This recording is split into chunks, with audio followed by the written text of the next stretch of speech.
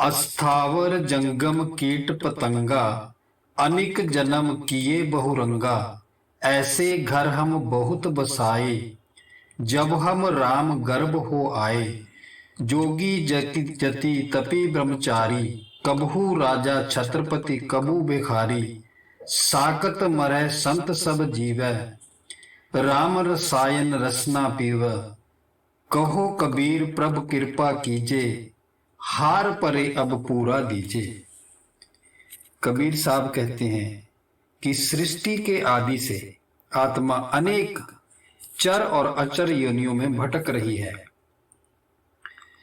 आगे कहते हैं कि परमात्मा जिस दिन से आत्मा ने गर्भ में आना शुरू किया है, उसे कभी पशु, कभी पक्षी, कभी कीट पतंगा अनेक योनियों में जन्म लिया है।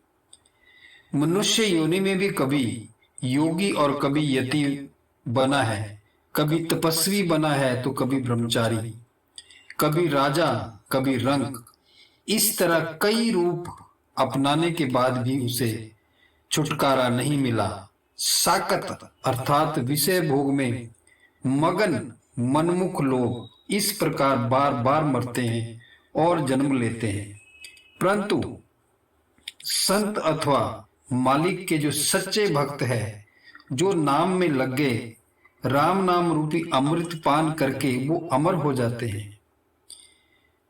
पद के अंत में कबीर साहब कहते हैं कि हे प्रभु, हे परमात्मा, जन्म मरण के इस क्रम से हम हार गए हैं, अब तू ही कृपा कर और इससे हमें छुटकारा दिला के पूर्णता की ओर लेके चल, हमें पूर्णता प्रदान कर। पखा पखी कै पैखणे, सब जगत बुलाना। निरपख होई हरि भजे, सो साध से आना। ज्यों खर बंदिया, ज्यों बंदे सब होई। जाके आत्म दृष्टि है, साचा जन है सोई। एक दिन जिन जानिया, तिन्ही सच पाया। प्रेम प्रीति लेयो लीन मन, ते बहुरी न आया। पूरे की पूरी दृष्टि, पूरा करी देख। कहे कबीर कछु समझी, न परी न कुछ बात लिखै।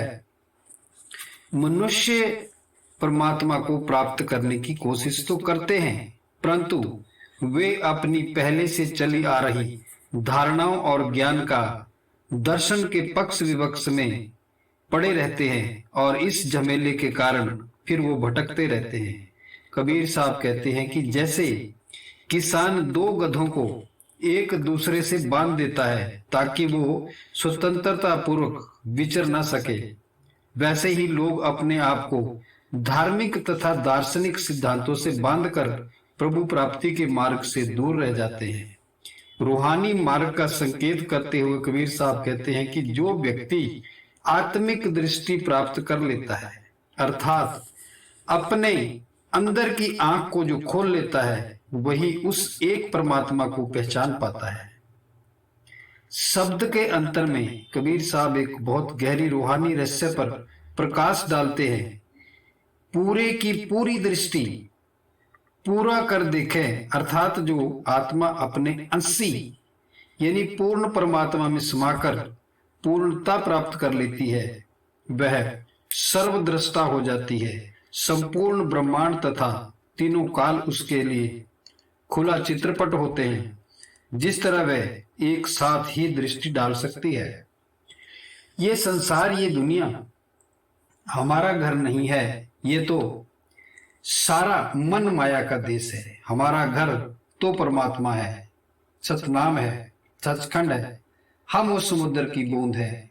आगे कहते हैं, इस वजूद में अभ्यास करके वहां पहुंच जा। वहां न प्रलय है न महाप्रलय है, इसलिए उसका नाम सतनाम है।